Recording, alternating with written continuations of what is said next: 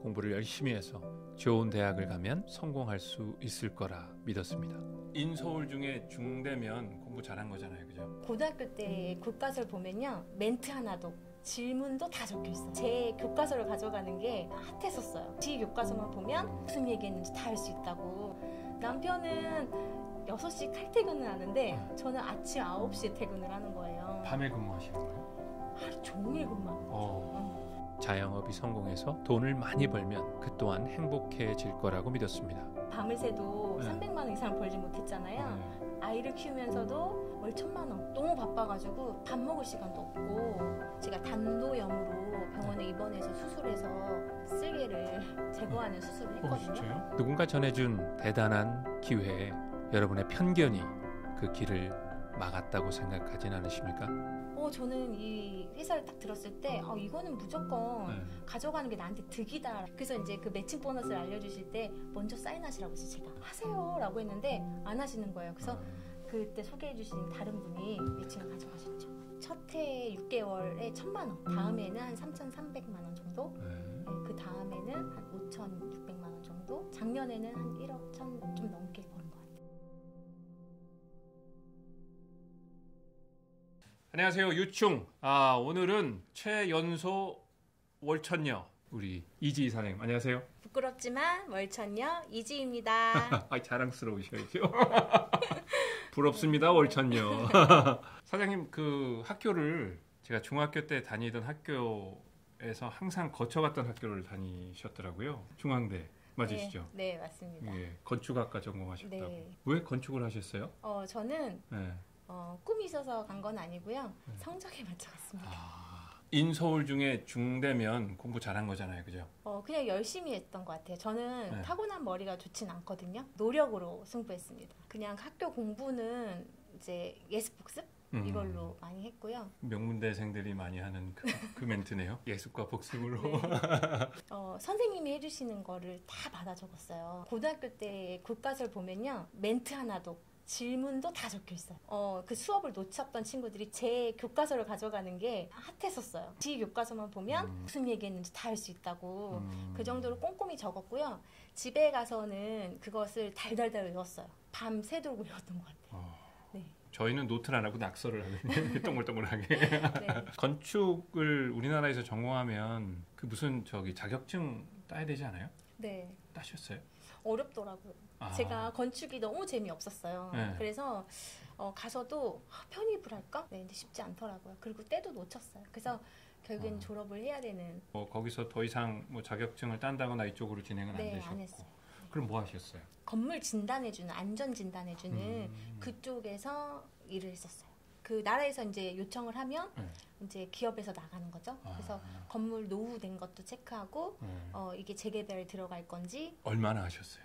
한 4년 정도? 남편은 공학을 전공했고 저는 건축학을 전공했고, 회사가 너무 어려운 거, 힘든 거 알잖아요. 이 건축 쪽이. 그래서 원래 안 했으면 좋겠다고 또 했었어요. 직장 생활을 할 때 선배님들을 딱 보면 행복해 보여야 되는데 행복해 보이지가 않는 거예요. 저도 재미가 없는데 행복도 안 해 보이니까 내가 이 회사를 언제까지 다닐 수 있을지에 대한 고민이 많았고, 남편은 6시 칼퇴근을 하는데 저는 아침 9시에 퇴근을 하는 거예요. 밤에 근무하시는 거예요?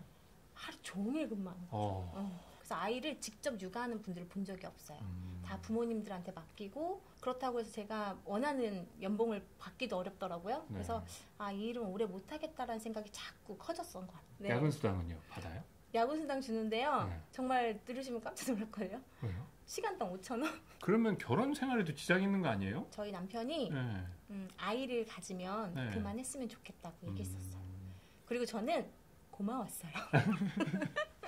그만둘 때 당시에 월급은 어느 정도였어요? 한 300만 원 정도? 네. 월 300. 그럼 밤새 근무해가지고 300만 원이면은 아주 많은 건 아니었네요. 네. 그거보다 적을 때도 있었어요. 그럼 어쨌든 우리 김창무사님께서 그래 집에 있어 딱 이렇게 결단을 하실 때는 믿는 게 있으셨을 거 아니에요. 소득이 충분하다던가 아니면 물려받은 재산이 많으시다던가. 저는 이제 남편의 능력을 믿었던 것 같아요. 남편이 그때 소득이 좀 고소득이었고 그걸로 충분할 거라고 생각했어요. 그리고 남편도 그렇게 해주겠다고 말을 했고요. 실례가 안 된다면 어떤 영업이셨는지? 부동산 마케팅 영업했습니다. 아무래도 영업일이다 보니까 남편의 소득도 안정적인 건 아니라는 걸 그때 현타감이 있다고 왔었어요. 그러다가 제가 이제 출산을 하면서 자영업을 이제 시작을 해요. 그래서 떡케이크 사업을 시작하셨고. 만 6년 정도 했고요. 운영되고 있습니다. 아, 운영하고 계세요? 제가 하진 않고 제가 겸업을 이제 시작하면서 네. 가르쳤던 선생님한테 인수인계해주고 선생님이 운영하고 계세요. 그 마케팅으로 정말 바로 잘 됐어요. 얼마나 잘 됐어요? 진짜 저 혼자 일손이 부족할 정도로 너무 바빠가지고 밥 먹을 시간도 없고 그리고 너무 재밌었어요. 시간 가는 줄 모르고 돈이 걸리니까. 그래서 그때 제가 이래서 내 일을 해야 되는구나를 많이 느꼈고 해외에서도 주문이 들어오고 지방에서도 주문이 들어와서 제가 직장생활로는 아침까지 밤을 새도 300만 원 이상 벌지 못했잖아요. 네.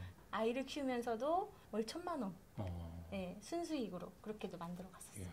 아까 다른 분한테 넘기셨다고 했잖아요. 그럼 어느 시점에 그걸 넘기셨어요? 4년 반 정도 지났을 때 고민을 했었어요.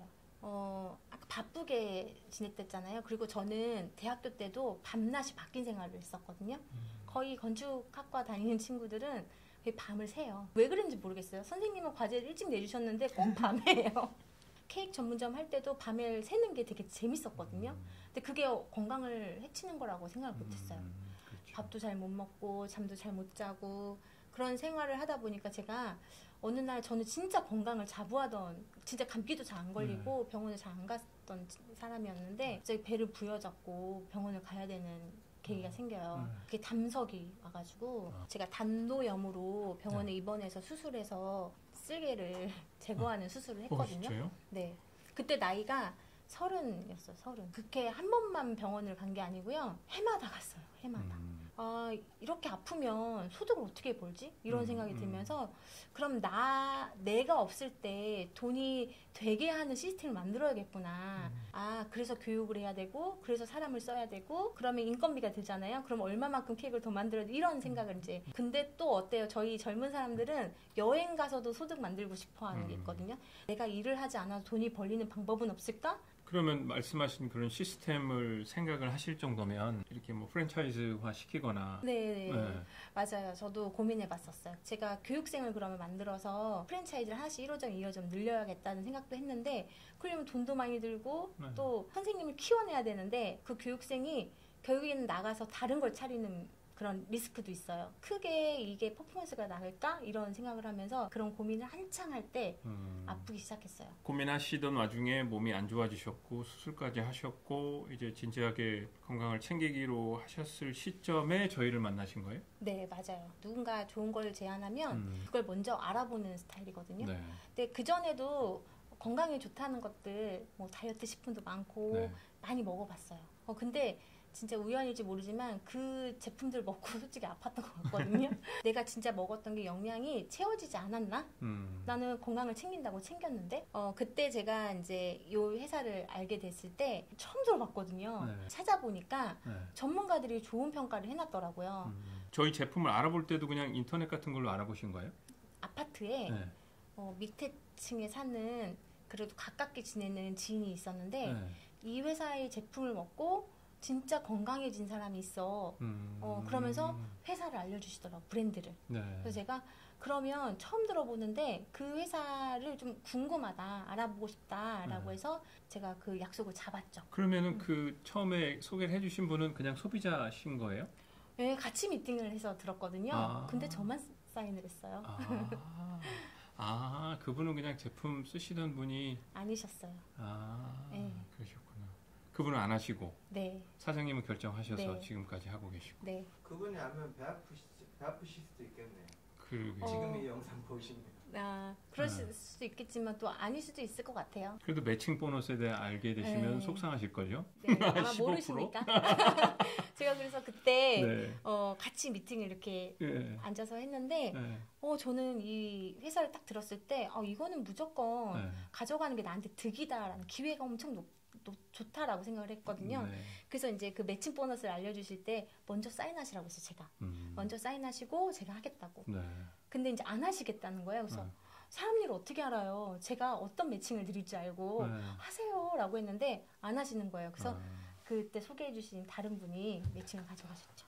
여기서 저희가 배울 수 있는 점은 똑같은 얘기를 들어도 어떤 사람은 그것을 그대로 받아들이고 좋은 걸로 이렇게 승화시킬 수 있는 능력을 가진 사람이 있는 반면 똑같은 걸 듣고도 그걸 반대로 이렇게 키워나가는 분도 계시더라고요. 그런데 그분이 안 하신다고 하셨을 때는 분명히 이 네트워크 비즈니스 사업 모델에 대한 어떤 부정적인 게 있지 않으셨을까요 싶어요. 저도 그랬다고 생각해요. 왜냐하면 그 가족한테 알려주려고 되게 노력했거든요. 근데 별로 좋아하지 않으시더라고요. 그러니까 선입견이 있으셨던 것 같아요. 사장님 내부는 그런 게 없었어요? 저희 남편은 타사의 그 플랜은 선입견이 있고 안 좋다라고 얘기를 했었어요. 그러면 이제 그날 그 자리에서 뭐 사인을 하셨다고 하셨는데 그 후로 그냥 바로 사업에 돌입하신 거예요? 아니면 제품을 이렇게 사용하면서 경험치를 많이 쌓으신 거예요? 그 회사가 주는 혜택을 딱 듣고 나서 그냥 바로 이건 해야겠다 생각을 했었어요. 저는 원래 되게 무디거든요. 되게 예민하지 않아서 뭐가 좋고 막 이런 거 다른 분들 얘기하시면 되게 신기해요. 근데 저는 그때 간 수치가 좋지 않아서 병원에서 정기 검진을 나쁠 때는 2개월에 한 번, 좀 괜찮으면 6개월에 한 번씩 해야 됐거든요. 마사지 해주시는 분이 그 얘기를 하시더라고요. 지희씨 간이 안 좋은가 봐 이래요. 그래서 어떻게 하셨어요? 그랬더니 간이 안 좋은 사람이 등이 간지럽대요. 그러고 보니까 저 등이 너무 간지러운데요? 갑자기 막 등이 가져오세요?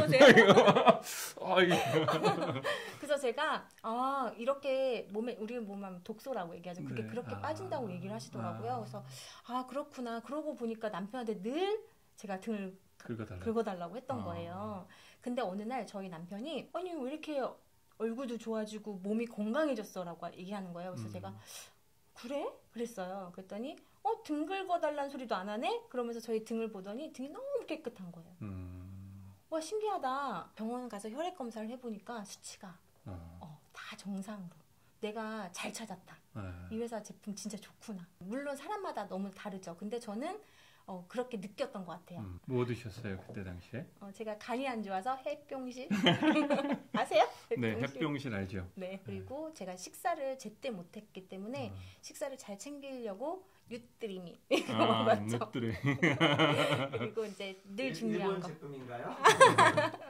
네, 미국산입니다. 이거는 분명히 해야 되는 일이구나라는 확신이 서셨고. 네. 김상무 사장님께서는 이미 하고 계신 일이 있으셨고 뭐 어떻게 얘기하셨어요? 뭐 지원해 주셨어요? 아니면 난 이거 너무 하고 싶은데 우리 남편이 반대하면 어떡하지? 뭐든지 전략이 중요하다고 생각해요. 상대를 알아야 그죠? 공략을 하잖아요. 이 회사를 알려주고 싶은 거예요. 근데 어떻게 알려주지 하다가 제가 저희 공방으로 제품을 주문을 했어요. 그리고 남편을 오게끔 했어요. 그리고 그 박스를 보게 했어요. 어슬렁어슬렁 됐죠. 계속 뜯었다 열었다 하면서. 그러니까 남편이 당연히 눈이 거기 가죠. 뭐 샀어? 이러는 거예요. 그래서 아니 이거 먹고 건강해진 거야 라면서 이 회사를 이제 보여줬더니 이제 남편이 막 서치를 해보더라고요. 주식도 찾아보고 이 회사 처음 들어봤다고 하면서 그러면서 저희 남편이 이거야 나 이거 팔래 이러는 거예요 저한테. 그래서 제가 팔 수 없어 라고 했어요. 팔 수 없는 게 어딨어. 그래서 오빠가 생각하는 것처럼 팔 수 있는 게 아니야. 이것을 유통할 수 있는 방법을 설명해 줄 사람을 소개시켜줘 해서 저희 스폰서님을 소개시켜 드렸고 진짜 딱 10분만 듣고도 이해를 하더라고요. 그리고 나서 저희는 다음날 바로 그 회사를 서울 역삼으로 찾아갔어요. 진짜 되는 플랜인가. 남편한테 전달할 거면 남편의 좀 성향을 내 성향대로 하지 말고 남편의 성향에 맞춰서 하는 게 전략적으로 좋지 않을까라는 생각을 해요. 지피지기 백전백승 뭐 이런 얘기도 있잖아요. 이야. 남편이 적이에요? 만약에 김상무 사장님이 끝까지 반대하셨어도 하셨을 거예요? 제가 지금에서 대답하면 했다고 말씀드리고 싶죠. 네, 왜냐하면 이렇게 성공할 수 있는 플랜인데, 그죠? 네, 근데 많은 영향을 받았을 것 같긴 해요. 많이 상처받았을 수 있겠다 이런 생각은 합니다. 네, 많은 분들이 상처 받으시고 나중에는 사과 받으시더라고요. 네, 맞아요. 너무 감사해요. 그래서 저는 전략도 잘 세웠지만 남편이 오히려 해야 된다고 힘을 실어줘가지고 되게 감사해요. 주로 그럼 두 분 중에 어느 분이 활동을 많이 하세요? 저는 사람 만나는 걸 좋아해요. 그리고 현장을 뛰는 걸 좋아해요. 저희 남편은요 집에서 이렇게 마케팅 쪽의 원체 그쪽을 하다 보니까 그걸 좋아해요.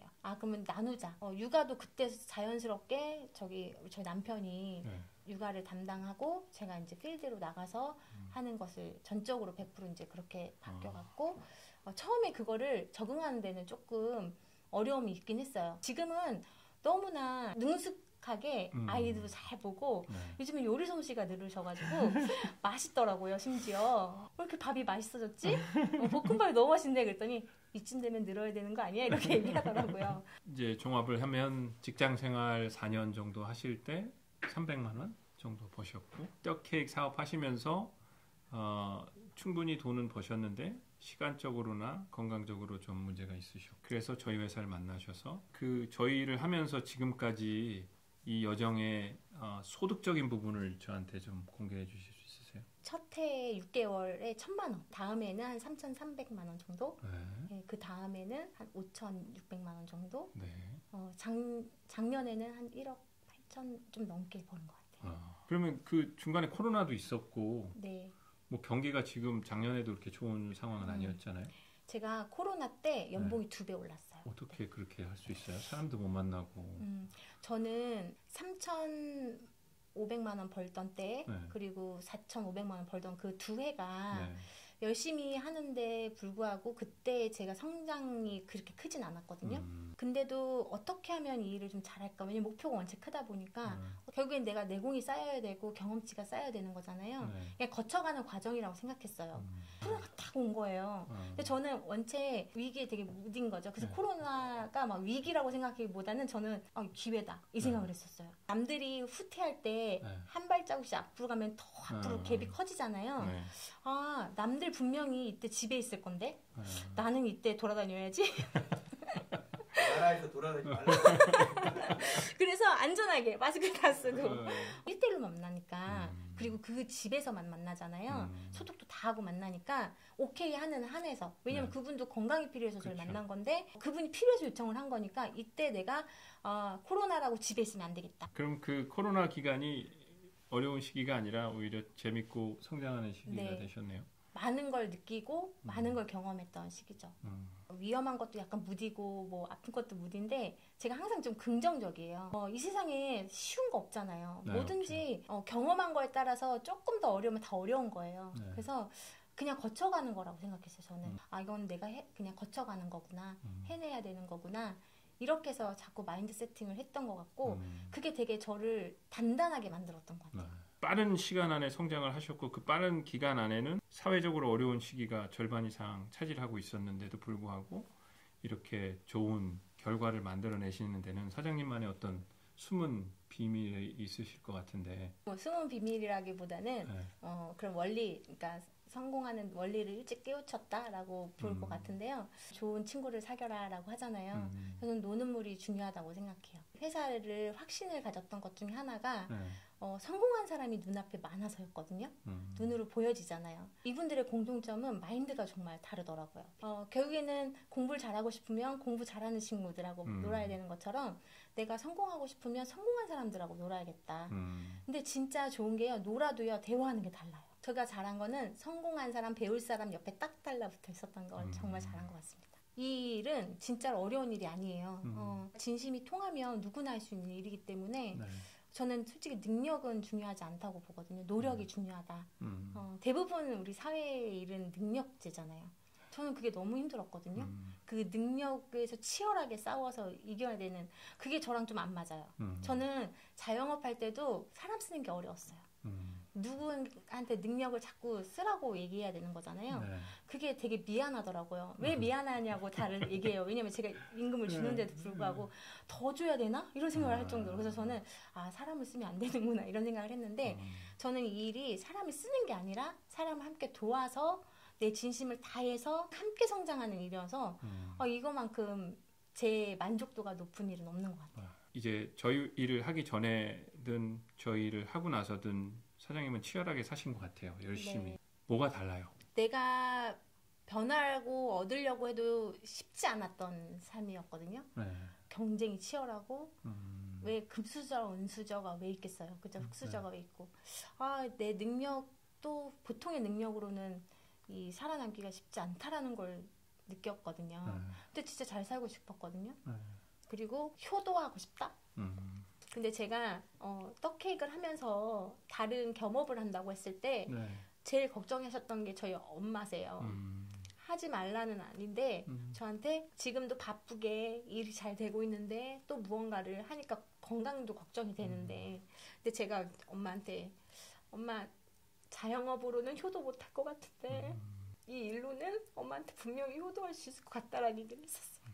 그래서 저는 뒷바라지 해주신 만큼 잘 살고 싶었고 자영업할 때는 이게 한계가 느껴지니까 아, 내가 지금 그냥 잘 사는 거 부모님한테 손 벌리지 않고 이게 잘 사는 것만으로도 효도다라고 그냥 합리화했던 것 같아요. 제가 이제 이 일로 결과를 만들면서 아 효도할 수 있겠다.